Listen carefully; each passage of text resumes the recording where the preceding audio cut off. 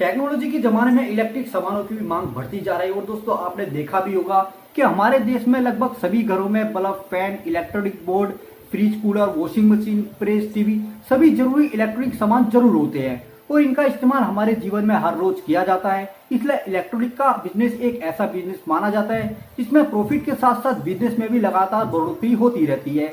Electronic का business हमारे भारत में बहुत ही फायदे वाला बिजनेस है क्योंकि इस बिजनेस में प्रॉफिट मार्जिन भी अच्छा मिलता है। इसलिए इलेक्ट्रॉनिक का दुकान खोलना आज के समय बहुत फायदे का सौदा हो सकता है। इलेक्ट्रॉनिक में सामान की लिस्ट बहुत लंबी होती है, इसलिए इसके कस्टमर भी मार्केट में आते ही रहते हैं। तो फ्रेंड्स, आज की वीडियो में बात करने वाले कैसे आप इलेक्ट्रिकल शॉप का बिजनेस स्टार्ट कर सकते हो। इस बिजनेस को स्टार्ट करने के लिए आपकी लागत कितनी आएगी, कितना आप इससे मुनाफा कमा सकते हो, कौन कौन से जरूरी डॉक्यूमेंट्स और लाइसेंस आपको लेने होंगे इस बिजनेस को स्टार्ट करने के लिए, कहाँ पे इसे स्टार्ट कर सकते हो, इसमें आपको कितना चाहिए होगा, कितनी मैन पावर चाहिए होगी, माल आपको कहाँ से खरीदना है, कितने को बेचना है, कौन कौन सी चीजें आपको अपनी दुकान के अंदर रखनी होगी, ये बिजनेस चलेगा या नहीं चलेगा, हमें इस बिजनेस को स्टार्ट करना चाहिए या नहीं करना चाहिए, आपको कस्टमर कैसे बढ़ाने हैं, ऐसे ही दोस्तों कई सारे सवालों के जवाब दोस्तों आज आपको इस वीडियो के अंदर मिलने वाले हैं। तो दोस्तों वीडियो को लास्ट तक जरूर देगा क्योंकि वीडियो में बताया गया हर एक पॉइंट आपके लिए बहुत ही ज्यादा यूजफुल होने वाला है। हेलो एंड वेलकम फ्रेंड, कैसे हो आप सब। स्वागत है आपका अपने यूट्यूब चैनल, मैं हूं आपका दोस्त Pradeep.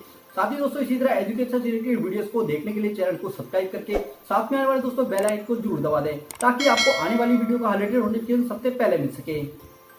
Point number 1, electrical shop business की मार्केट में डिमांड। तो जैसा कि दोस्तों हम सभी जानते हैं कि इलेक्ट्रिकल चीजों की हमारे जीवन में कितनी अहमियत है। हमारे काम को आसान बनाने के लिए इलेक्ट्रिकल चीजें बहुत ज्यादा मार्केट में अवेलेबल है, इसलिए भारत में इलेक्ट्रॉनिक का बिजनेस भी लगातार रफ्तार पकड़ रहा है। 2019 में भारत में इलेक्ट्रॉनिक का बिजनेस 76,400 करोड़ का था, जो 2025 तक 1,48,000 करोड़ का हो जाएगा। भारत में भी सबसे ज्यादा इलेक्ट्रिकल चीजें बनाई जाती है। भारत के जीडीपी में इलेक्ट्रिकल बिजनेस की हिस्सेदारी 2% है, जिससे आप समझ सकते हो कि इसकी कितनी डिमांड है मार्केट में। इसलिए आप इलेक्ट्रॉनिक का बिजनेस कहीं भी शुरू कर सकते हो। नंबर 2, इलेक्ट्रिकल शॉप का बिजनेस हम क्यों करें। तो जैसा कि दोस्तों आपके मन में भी ये सवाल जरूर आता होगा कि हम इलेक्ट्रिकल शॉप का बिजनेस क्यों करें, तो हम आपको बता देंगे कि इलेक्ट्रॉनिक प्रोडक्ट की डिमांड बाजार में बहुत ज्यादा है और आने वाले समय में इसकी डिमांड और भी ज्यादा बढ़ने वाली है, जिसके कारण ये बिजनेस आपके लिए बहुत ही प्रॉफिटेबल साबित होगा। ऐसा हम इसलिए कह रहे हैं क्योंकि हर शहर कॉलोनी में इलेक्ट्रॉनिक की दुकान का बिजनेस छोटे से बड़े लेवल पर शुरू करके अच्छा खासा मुनाफा कमाया जा रहा है। इसलिए आप इस बिजनेस को शुरू करके बहुत अच्छा खासा मुनाफा इसमें कमा सकते हैं। नंबर 3, इलेक्ट्रिकल शॉप को खोलने से पहले पूरी जानकारी लें। तो देखिए दोस्तों, किसी बिजनेस को स्टार्ट करने से पहले आपको उसके बारे में पूरी जानकारी होना जरूरी है, क्योंकि बिना एक्सपीरियंस से कोई बिजनेस को स्टार्ट करते हैं तो उसमें आपको थोड़ी दिक्कत हो सकती है। इसलिए बिजनेस को शुरू करने से पहले आपको पूरी जानकारी लेनी होगी, क्योंकि दोस्तों बिना जानकारी लिए कोई पैसा नहीं लगाता है, लेकिन हाँ आपका समय जरूर लग सकता है। आपके मन में बिजनेस से रिलेटेड आने वाले सभी सवालों के जवाब आपको अनुभव मिलने के बाद मिल जाते हैं।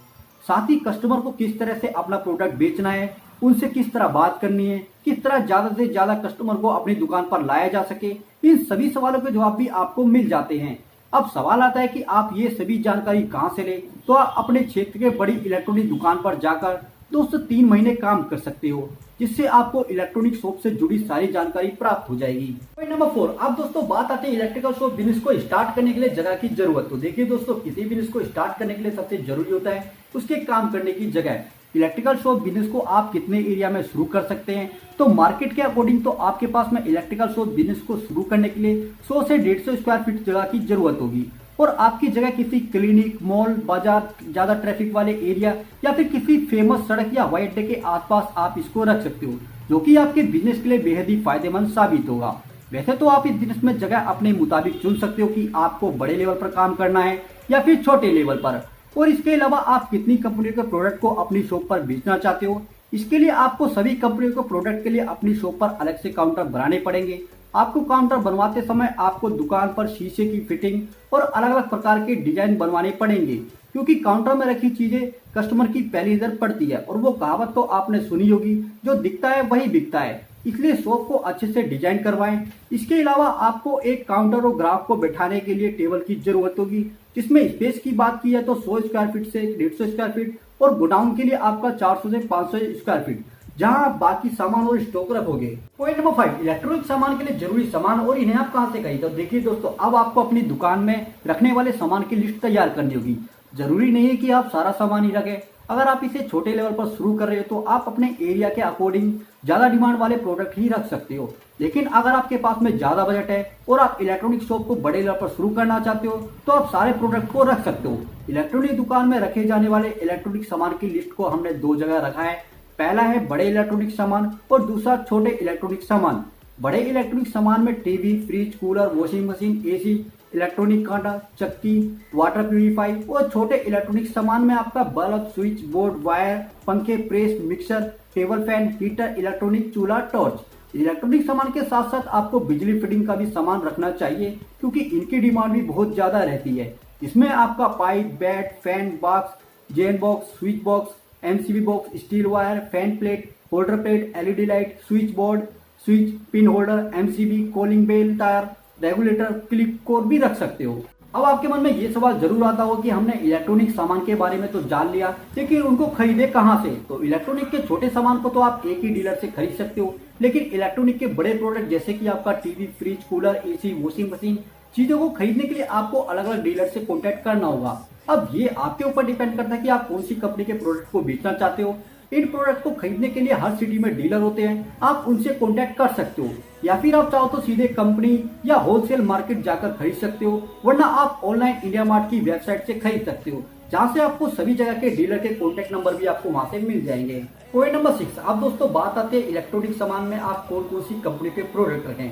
तो देखिए दोस्तों, आपको ग्राहक की डिमांड के अनुसार आपको इलेक्ट्रॉनिक प्रोडक्ट को रखने के साथ साथ आपको कुछ लोकल कंपनी के प्रोडक्ट को भी रखना होगा, क्योंकि सभी लोग आपकी दुकान पर कंपनियों का माल खरीदने नहीं आएंगे। कई लोग ऐसे भी होते हैं जो सस्ता माल खरीदना चाहते हैं, इसलिए आपको लोकल कंपनी के सस्ते प्रोडक्ट को भी रखना होगा, तभी आप इस बिजनेस में अच्छा मुनाफा कमा पाओगे।